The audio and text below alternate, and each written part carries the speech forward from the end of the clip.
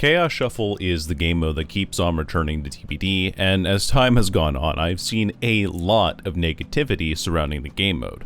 Most of the complaints come down to how the game mode doesn't change a whole lot or improve anything between iterations, and that much I completely sympathize with. From my perspective, I believe that Chaos Shuffle is a great learning experience for both sides that helps people break out of their established habits. When I play Survivor, I almost always bring Kindred and Sprint Burst, but being forced out of that habit forces me to play the game differently. Similarly with Killer, I have a set of perks that I gravitate towards when making a build, but being introduced to new perks or getting unexpected value out of others depending on the killer I'm playing inspires me to want to make builds out of those perks. The Hand of Fate also offers a cruel alternative, where sometimes you'll get perks that are so utterly useless that you might have been better off not queuing at all. It's fun because getting Flip the Bird by behavior as they give me Lightborn and Shadowborn in the same build is really funny to me. In my mind, a lot of people take DBD far too seriously and are easily upset by things not going their way. If you want proof, you can just check my recent tier list video where I'm talking about how much I enjoy playing each killer. I don't know, I find this fun. I don't have to win every game, I just have to do my best. I'm also a fan of not having to worry about facing the same 10 strong perks from either side, since the dice roll dictates the actual odds of getting multiple good perks that work together is extremely unlikely, especially on the killer side. I might play a game of Nurse, but get Surge as one of my perks. I might play a game of Survivor and roll Deliverance, but get found by the killer first. In that way, Chaos Shuffle reveals just how much optimization is done by the community to ensure that they get the best chances of victory in the regular queues, and how easily the game devolves into, well, chaos when that optimization is taken away.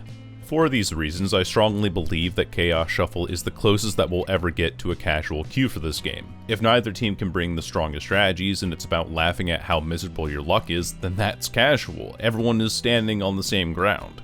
And I know that a lot of people have been clamoring for a casual versus competitive queue for DBD, but the inherent problem with that will be the same problem that I encountered in League of Legends. That casual queues are taken up by people who are too scared to lose their rank, and so they play casual games like they're ranked games. In DBD, killers and survivors alike are so scared to lose their self-aggrandized position as the best player in the world that they will push what is supposed to be a casual game mode to its optimized limits. We even saw this in 2v8 recently, where Legion and Oni were a very common combo together, because Legion can easily injure everyone on the map, and Oni would then go around and collect all the blood orbs to knock everybody down. Then there's map offerings to optimize the playing field for either side, add-ons that make the killer or survivor powerful no matter the perks they're given, and comp strats like actively tunneling to make up for the poor selection of perks that have been dealt to the killer. In a lot of ways, there is a significant portion of players on both sides of this game that see Chaos Shuffle less as a casual game mode where the lottery might never work in their favor, and more as a challenge to operate around. If the challenge has modifiable aspects that give any competitive edge, then it will be taken. And from my perspective, this is why Otstarva often imposes an add-on rarity limit to the killer win streaks that he does, because if he were to play Myers and take Tombstone Piece every time, then it wouldn't matter if he was playing a streak or not. It's pretty well established by now that this single add-on elevates the killer past needing to wholly rely on perks. Or at least it carries him out of his lower tier ranking and bumps him up a few places.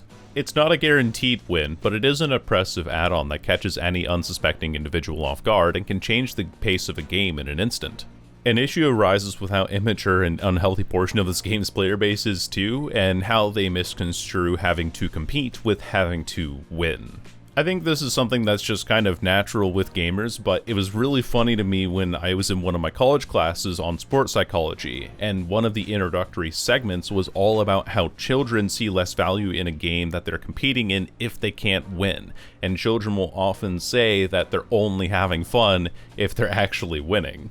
Playing games should be fun. The Chaos Shuffle lottery should be a learning experience where you will get your ass handed to you sometimes. When I see someone bringing a map offering or a brand new part or the strongest possible add-ons for their killers, I see it in two ways.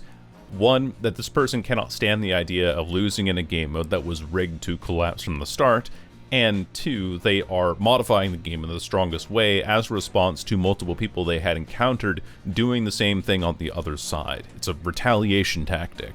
The latter one I do empathize with a bit, and it's how Chaos Shuffle exemplifies the worst in this community. No other community, and I mean nobody, wants to inflict psychological warfare and tear other people down more than the greater Dead by Daylight player base. I am sure that a lot of you watching this are reasonable people, and the people that I've encountered in stream chats are socially apt enough to string sentences together without tearing another person down. Not everyone who plays DPD watches YouTube or Twitch, or even knows how to read, as evidenced by how Skull Merchant still had people disconnecting against her several weeks after the nerfs that had buried her underground. In my experiences online, I have never seen a community of such sore winners and sore losers as I have with Dead by Daylight. My very first match on DPD after a 7-year hiatus was a Huntress game on Eyrie of Crows. I, of course, lost and was promptly told to myself in the post-game chat. You know, maybe I will, but this game has nothing to do with it. It's bizarre otherwise for this group of survivors to see me struggling on one of the more survivor-sided maps and then have them stamp on my toes for just trying to relearn the game. Play too well and you're sweating. Play too poorly and you're dogshit and should uninstall. Play with a Swift and you're abusing a broken system. Play with good add-ons because you ran to somebody else doing it and want to heighten your chances of staying in the game, and you're told you're invalid for doing so. When everyone is given a selection of perks that everyone knows is random, the insurmountable odds of making the build work should be solidified by making everything random. I'm talking add-ons, I'm talking no more map offerings, because in my mind they are just as much a part of any player's build as the perks that they are assigned, and should therefore also be random. Now, I know the argument with killers that some killers have add-on pairings that are counterproductive, but I think that the hypothetical of getting 2 of the same add-ons out of a possible pairing of 20 is such a niche scenario that is simultaneously in the spirit of the Chaos Shuffle mode. Some killers do, by and large, have useless add-ons like Pyramid Head or Nemesis, but their uselessness should not determine the skill of the player behind the power. In my mind, if you're already good enough with the killer, or just good enough at controlling the map as killer in general, then add-ons shouldn't be a concern. I played 15 games of Killer in Chaos Shuffle where I selected a random killer and add-ons with the randomizer website, and I lost 1 game against a 4-man Swift with the Dredge on the Raccoon City map and still got 7 hooks. 14 wins and 1 loss with random add-ons, random maps, and killers I am not totally familiar with. In this case, I'm picking up the latest issue of my local magazine called Skill and mailing it directly to your house. Will this make people less likely to play Chaos Shuffle? Probably, but I think that it will make even more people who are looking for a safe haven away from Dead Hard, Decisive Strike, Pain, Res, Pop, and Corrupt a more casual mode that actually lives up to the chaos that it promises. Will this solve the problem of killers tunneling at 5 gens and 4-man slugging for the win? Probably not. But with the influx of more casual gameplay on the survivor side that can't be determined in between matches, you're also more likely to encounter a killer who plays without the expectation that every match will be an uphill battle against the strongest possible components the other side can bring. At that point, if killers try and slug and tunnel, well, then they're clearly just trying to manipulate the game with no excuses. Usually the excuse is that one side had far too many killers that they are playing above and beyond what they normally would in 1v4, or that survivors are bringing pink add-ons more often with map offerings. By removing the option and offering up more chaos with add-on pairings and random offerings or no offerings whatsoever, I think Chaos Shuffle could be more sustainable because it would invite people in who are likely to associate the game with true random experiences, while also hopefully alienating the weird people who are worried about what add-ons they take into the trial. It's meant to be random, it's meant to be rigged, and the sooner that we realize it, I think the better that this game mode will become. And you still can't fix the rot that sits at the core of the Dead by Daylight community, but there are ways to mitigate and reinvent it in a way that becomes more fun. Anyway, I hope you're all having a good day, and I'll see you in the next one. Bye.